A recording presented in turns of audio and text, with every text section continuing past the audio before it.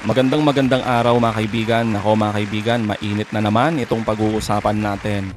Alam nyo mga kaibigan, itong mag-asawang Diskaya, abay naloko na. Ayaw ilaglag ang grupong Duterte at kumakapit pa din sa pangako ni Marcoleta na gagawin silang state witness at makawala sa kabalbalan. Kaso mga kaibigan, napurnada. Pero totoo nga ba ang dahilan ng mag-asawang Diskaya kung bakit sila ay kumalas sa ICI? Ay dahil ba hindi sila kailanman magiging state witness tulad ng pinangako sa kanila ni Marcoleta, o baka naman may pinoproteksyon ng makaduterteng senador? Tapos mga kaibigan, yung mga insurance company na konektadong mga Diskaya at yung asawa ng isang senador, abay kinakatok na po ng ating gobyerno. Nako, abangan nyo yan ang pag-uusapan natin. Pero bagong lahat, pakilike muna ating video, pakishare na din po at subscribe na po kayo sa ating channel. Unahin na po muna natin ito mga kaibigan. Binawi na ng mag-asawang Curly at Sara Diskaya ang kanilang kooperasyon sa isinasagawang flood control investigation ng Independent Commission for Infrastructure. Paliwanag ni ICI Executive Director Attorney Brian Hosaka, akala ro ng mag-asawa oras na makipagtulungan sila sa ICI ay makakakuha sila ng rekomendasyon para maging state witness. Alam nyo mga kaibigan, ang kapal talaga ng mukha ng dalawang to no? Itong mag-asawang to. Talagang pinangahawakan pa rin nila ngayon yung pinangako ni Marcoleta na pwede sila maging state witness. Kahit anong gawin nyo, kahit hindi kayo makipagtulungan sa ICI, makukulong pa rin kayo. Yan ang totoo dyan. Kasi unang-una, hindi ho papayag ang taong bayan na kayo ay makawala lang ng ganun-ganun na lang, na wala kayong pananagutan. Ano to? Pera-pera na lang? Ano to? Okay lang na isoli nyo na lang yung mga ninakaw nyo pero walang kulong? Ang kapal ng mukha ninyo. Sa isang interview raw kasi ni ICI Commissioner Babe Singson, ipinahiwatig daw nito na wala pang nakikitang maaring irekomenda bilang state witness. Totoo naman. Depensa naman ng ICI, personal itong pananaw ni Singson at hindi opisyal na pahayag ng komisyon. Ayon sa Executive Order No. 94, may kapangyarihan ng ICI na magrekomenda ng state witness sa Department of Justice. Paninigurado ng ICI, hindi naman daw nito mabubutasan ang ongoing investigation nila. Dahil sa kasalukuyan, marami na raw ang lumalapit sa komisyon para tumestigo. At bilang resolusyon, lahat daw ng opisyal na pahayag ng ICI hinggil sa iba't ibang issue na pinalilibutan ng investigasyon ay manggagaling lamang mula sa kanilang spokesperson. Bagaman kumulas na mula sa ICI ang tinaguriang King and Queen of Flood Control Scandal, lahat ng mga testimonya, affidavit at dokumento na ibinigay ng mga Diskaya ay gagamitin pa rin daw ng komisyon sa kanilang mga investigasyon. Ang malaking tanong kasi dito mga kaibigan, bakit ganun? Bakit biglang kumalas ang mag-asawang Diskaya sa ICI, di ba? Kasi nga sinasabi ng abogado nila na gusto na nila makipagtulungan. Magte-tell all sila. Kahit na alam naman nila na malabo na silang maging state witness. Basta makikipagtulungan daw sila para sa bayan. Tapos ngayon naman, nakakuha sila ng rason na sinasabi na dahil napanood nila yung isang member ng ICI na malabo silang maging state witness, bigla silang umatras. O baka naman talaga may bumubulong. Diba mga kaibigan, may mga bumubulong dyan. Diba? Tapos may pinoproteksyonan sila. Tulad na lamang mga kaibigan nito, yung tanong ni Attorney Falsis, bakit ayaw nang makipagtulungan ng Diskaya si ICI? Bakit mga kaibigan? Narito yung kasagutan ni Ombudsman Remulla. Matindi to. Tuloy-tuloy naman ang kaso talaga kasi batas tungkol sa pagbibigay ng immunity at pagiging state witness sa isang tao ay hindi kinontemplate yung ganitong series of crimes na nanggagaling sa iba't ibang anggulo. Ang mahirap magbigay ng blanket immunity kung yan ang hinahanap nila kasi nga napaka-komplikado ng kaso at napakaraming counts ang ating sinasabi. Totoo naman. Ano yan? Tsaka hindi lang nanggagaling yan dito sa flood control problem, kundi sa lahat ng bidding na kanilang sinalihan at sa iba pang mga issue sa kanila, kagaya ng tax cases nila. Kasi kung hinahanap nila ay talagang mapawalang sala at wala silang magiging problema, ay hindi mangyayari yon kasi talagang mabigat ang kaso, mabibigat ang mga kaso na pinasok nila.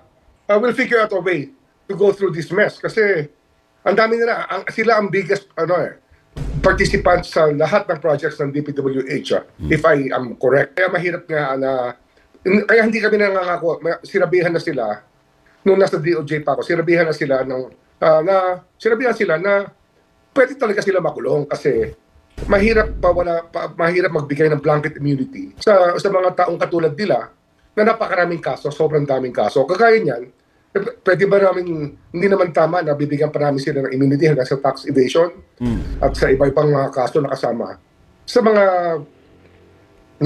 mga proyektong ginawa nila na hindi naaayon sa batas. Dapat tell all kayo. Wala kayong itatago. Kaya lang, very evasive eh. Talagang, kung sasabihin natin kung ano ang assessment ko, personally, sa nakita ko, kay Curly Discaya, hustler siya talaga, hustler. Totoo naman mga kaibigan yung sinasabi dito, di ba, ni Ombudsman Boying Rimulya. Na talaga itong mag-asawang to, sagad po sa kasinungalingan. No? Kaya nga nakakapagtaka, noong panahon na si Marcoleta, yung chairman ng Blue Ribbon Committee, ay gustong-gusto niya maging state witness agad itong mag-asawang ito. Bakit kanyo mga kaibigan? Dahil dito. So sino pinoprotektahan niya? Sino yung pag hinuhuli? Marami siyang pinoprotektahan. Tulad? Well, ay sinabi ko na kagabi. It looks like Senator Bongo is being protected. Yun na mga kaibigan, si Bongo. Nananahimik kunwari. Di ba? Si Bongo mga kaibigan, noong hearing ni Marcoleta, di ba? Nung siya pa ang chairman ng Blue Ribbon Committee, hindi naman nasasagi yung pangalan ni Bongo, pero sila na yung unang naglinis ng kanilang mga pangalan. Tinanong, di ba, itong mag-asawa kung konektado ba sila. Siyempre, sasabihin ba nila na oo? Sabi nila hindi. May padrama-drama pa, mga kaibigan, itong si Bongo. Pero ito naman talaga mga kaibigan, matagal nang sinasabi yan na meron talagang conflict of interest kay Bongo at yung mga kumpanya na pagmamay-ari ng kanyang ama at ng kanyang kapatid. Pero lagi niyang sinasabi, wala siyang kinalaman. Talaga ba mga kaibigan? Tignan nga natin. For a conflict of interest. But ayaw niyang magsalita. Pero andun pa rin naman yun. Hindi naman mawawala yun. Hindi naman mawawala yung conflict of interest. Pwede magsalita sila o hindi. Pero ayaw nila magsalita. Pero kung kukunin mo yung SALN at titingnan mo yung mga projects na dumaan na related sa kanya, ay nandun na yun. Yung CLTG Builders, yan ang isang contractor. It stands for Christopher Lawrence Tesoro Go. Yan po ay kumpanya na kung hindi kapatid niya, tatay niya, na nakipag-joint venture sa mga Diskaya. At yung detalye nun, very evasive sila sa bagay na yon. Kaya we will go with the facts as we dig up everything. Yun. Hindi natin pwedeng baliwalain na gano'n yung attitude nila. Siyempre, mahirap yung evasive. Dapat talaga, magsabi sila ng totoo, di ba? Ganun yun. Yung mga kaso niya sa congressman, we will have other means of looking at the people. May mga hindi mako-convict dahil ayaw niya magsalita, pero sila mismo mako-convict natin yan. Kasi tama. Choice yan eh. Sino pa ang gusto mo talagang tirahin dito? Yung ganito kasing big fish talaga, kagaya ni Diskaya, nakita niyo naman ang lifestyle. Siyempre, priority yan. Unless, tell all from beginning to end. Yun ang ating tinitingnan. At bigyan siya ng magandang plea bargain. Yun naman talaga, di ba mga kaibigan, matagal nang ino-offer yan ng gobyerno sa mag-asawang Diskaya na ito, di ba? Mas magiging magaan o kaya naman babawasan yung magiging penalty nila. Pero wag silang umasa na hindi sila makukulong. Kaso mga kaibigan, di natin alam kung ano yung pinagkukwento ng mga ibang senador dito na inuto itong dalawang mag-asawa na ito. Di natin alam, di ba? Kung bakit ganito na lamang. Bigla-biglaan na namang umatras. Sa kabila ng kahit anong gawin nila mga kaibigan, ganun pa din naman. Makukulong pa din sila. Kahit hindi na nga sila tumulong sa ICI walang problema. Kaso nga, makukulong na nga sila. Hindi pa sila kakanta. Hindi pa nila idadawit kung sino man yung mga malalaki pa na isda na nasa gobyerno, di ba? Na nandoon sa Kamara at sa Senado. Gusto lang nila sila yung magiging Malanapoles.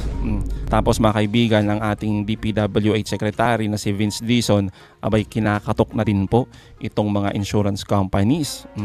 Di ba nga konektado dito yung mga mag-asawang Diskaya, pati na nga yung asawa ni Marcoleta, na tinatanong nga dito at sinasabi na magkusa na kayo, di ba? makipagtulungan na kayo sa gobyerno. Kasi nga naman mga kaibigan, malalaman din naman yan eh.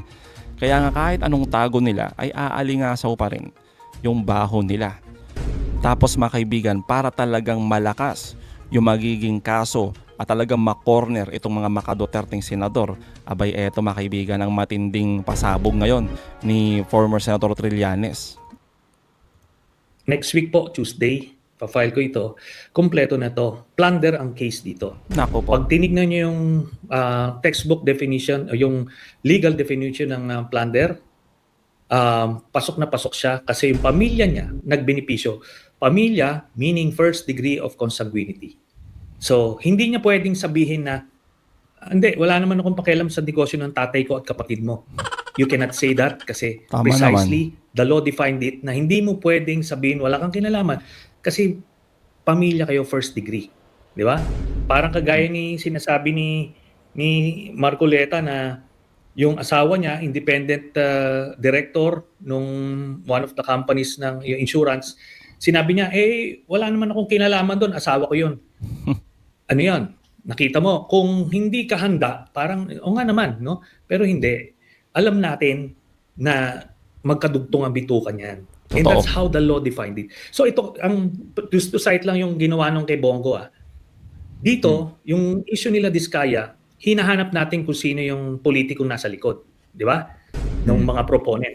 Ito, tatay na at saka kapatid eh. Yun na nga eh. Nung special assistant to the president, ang nag-award nung total bali nito lahat is 7 billion pesos. So hindi yan chump change, di ba? Malaki yan. Pero ang pinakamalaki is yung kay Pulong. Yung 51 billion na allocation ng flood control projects dun sa distrito niya. 51 billion. Hindi ba dapat yung Grabe. pinakamalalaki ang uunahin natin? Yung 51 billion ni Pulong at yung 36 billion dun sa rock netting.